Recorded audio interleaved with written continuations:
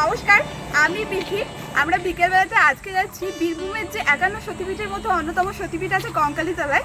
সেখানেই দিনে অনেকবার গেছি, কিন্তু রাতেও গেছি সন্ধ্যা আরতি দেখার জন্য। কিন্তু আজকে যাচ্ছি পুজো দিতে, মানে এই বিকেল টাইমটা বা সন্ধ্যা টাইমটা পুজো এর আগে কখনো দেওয়া হয়নি। এটা একটা খুব ইচ্ছা ছিল। যাই হোক, আমরা বেশ কয়েকজন আছি, এখন রওনা দিতে দিতে আবার আপনাদের সাথে কথা হবে।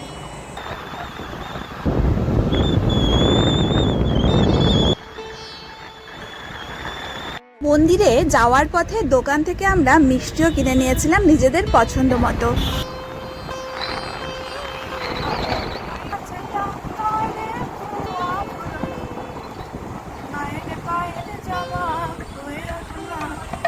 আমাদের বাড়ি থেকে মোটামুটি 20 কিলোমিটারের দূরত্বে কঙ্কালী মায়ের মন্দিরের অবস্থান।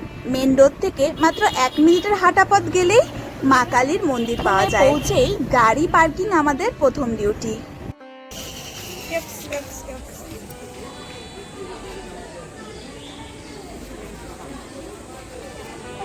জ্বালাতে দেয় মোমবাতি টোমবাতি না, বাইরে জ্বালাতে হবে।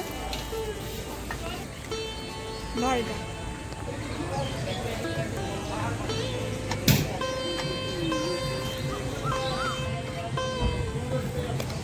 আমরা মিষ্টি খাবো, সব মিষ্টি আমরা কঙ্কালীতলা পৌঁছে গেছি। এখানে ডালাটা সাজিয়ে নিলাম। কিনতে পাওয়া যায়, কিনবো না। আর এই দেখো, আমি একটা বাড়ি থেকে না সুন্দর মালা গেঁথে এনেছিলাম।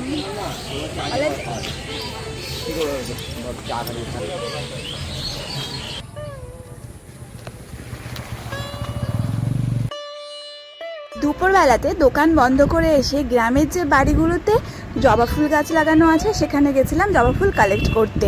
লাল জবা একটু সংখ্যায় কম ছিল বলে আমি বেলপাতা এবং নানান ধরনের ফুল নিয়ে এসে সেটা দিয়েই মালা গেঁথেছিলাম। খুব ইচ্ছে করেছিল মালাটা গাঁথতে, তাই করে ফেলেছি। কঙ্কালী মায়ের মন্দির প্রবেশের আগেই রাস্তার দুধারে ডালি কেনার জন্য দোকানও আছে এবং ফুলের মালাও সেখানে বিক্রি হয়। প্রায় যতবার গেছি সেখান থেকেই ডালি কিনে পুজো দিয়েছি, কিন্তু এই প্রথমবার আমার খুব ইচ্ছে হয়েছিল সব কিছু নিজের হাতে বাড়ি থেকে সাজিয়ে গুছিয়ে নিয়ে গিয়েই আমি পুজো দেব। সাধারণত মন্দিরটিতে বহু দূর থেকে মানুষের সমাগম ঘটে পুজো দেওয়ার জন্য, তাই ভিড়ও থাকে অনেকখানি। আমরা 5:30 কি 5:45 নাগাদ পৌঁছেছিলাম, কিন্তু ভিড় অতটা ছিল না। তবে মন্দিরের গর্ভগৃহে ক্যামেরা করার অনুমতি নেই, তাই পুজোর দৃশ্য ধারণ করা হয়নি। ছিল গোধূলি লগ্ন, আর আমরা যখন পুজো দিয়ে বাইরে বেরিয়ে এসে দেখছি তখন প্রায় সন্ধ্যা নেমেছে। এই দুটো দৃশ্যই আমরা অনেকক্ষণ বসে অনুভব করেছি এবং খুব সুন্দরভাবে কাটিয়েছি। এবার বাইরে জ্বালিয়ে দিয়ে মা কালী কালী কপালিনী।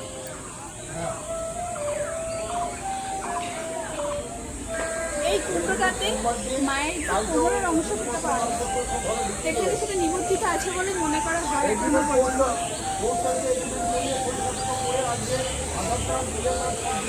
ব্যস্ত ঘিঞ্জি জীবন থেকে দুদণ্ড শান্তি নেবার জন্য আমরা আজ বহু মানুষ এসেছি এই আধ্যাত্মময় প্রাঙ্গণে, যেখানে এসে মন তো হালকা হয়, শান্তিও পাওয়া যায়।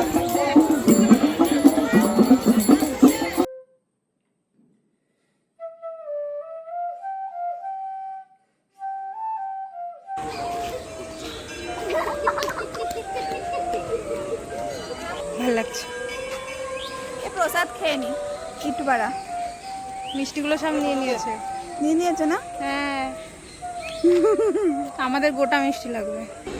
এই যে জায়গাটা আমরা বসে আছি, এটা হচ্ছে অ্যাকচুয়াল বাগান। চারিদিকে গাছ আছে পেছন দিকটাতে, আর ঠিক তার অপোজিটটাতে রয়েছে মন্দিরটা।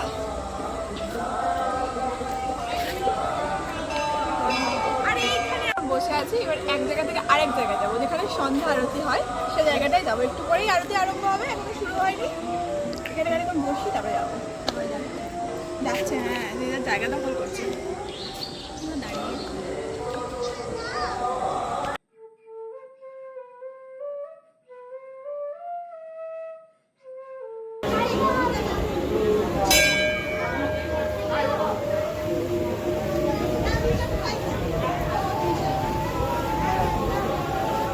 দক্ষকন্যা সতী স্বামী শিব অপমানে যজ্ঞের আগুনে নিজেকে আহুতি দিয়েছিল। আর শিব সতী বিরহে বিচ্ছেদে সতীর অপমানে সতী দেহ তুলে নিয়ে ত্রিভুবন কাঁপিয়েছিল। শিবকে ঠান্ডা করতে বিষ্ণুদেব নিজের চক্র দিয়ে সতীর দেহাংশ ছেদ করেছিলেন এবং সেই দেহাংশের টুকরো যেখানে যেখানে পড়ে সেখানেই সতীপীঠ গড়ে ওঠে। মন্দির চত্বরে বসে সেই আলাপই করছিলাম। প্রথম আমি যখন এখানে এসেছিলাম তখন আমার বয়স 14 কি 15, একটি বিয়ের অনুষ্ঠানে। তখন না এই চারপাশে বিয়ের ভোজও খাওয়ানোর পারমিশন ছিল, যেগুলো এখন কিন্তু আর নেই। না পিকনিক করার পারমিশন আছে এই চত্বরে।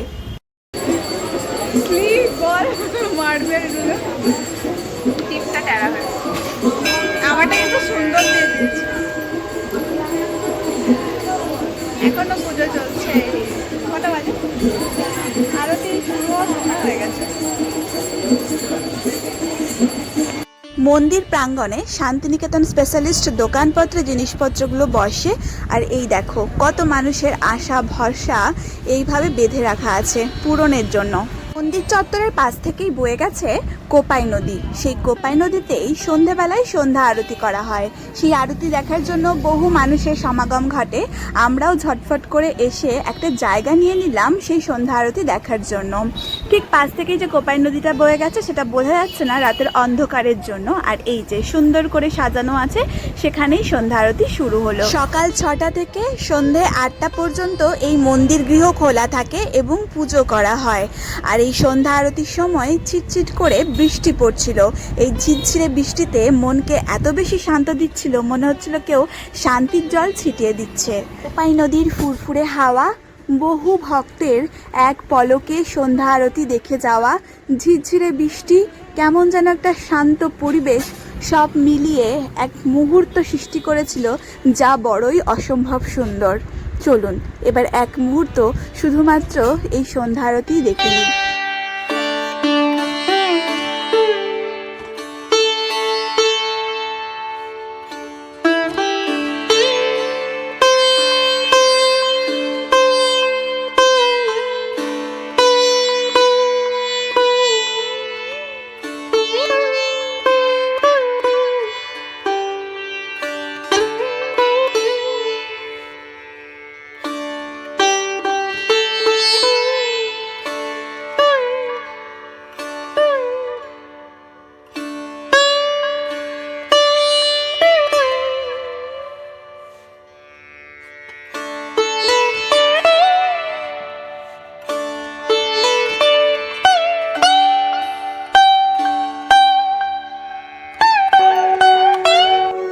সন্ধ্যা আরতি সম্পন্ন হওয়ার পর সকলে ভিড়ের মধ্যে হাত বাড়িয়ে এক টুকরো প্রসাদও বড় প্রাপ্তির।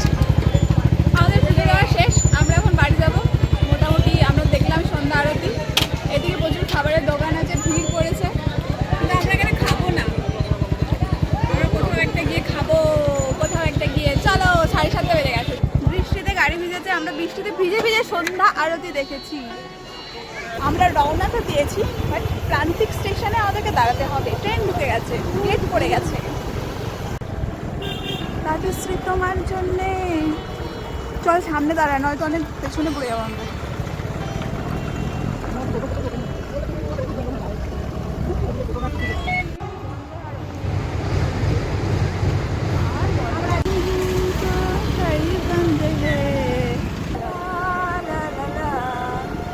প্রান্তিকের এই রোডটা আমার ভীষণ প্রিয়, কারণ এই সময়টায় দারুণ ভালো লাগে যখন লাইটগুলো জ্বলে।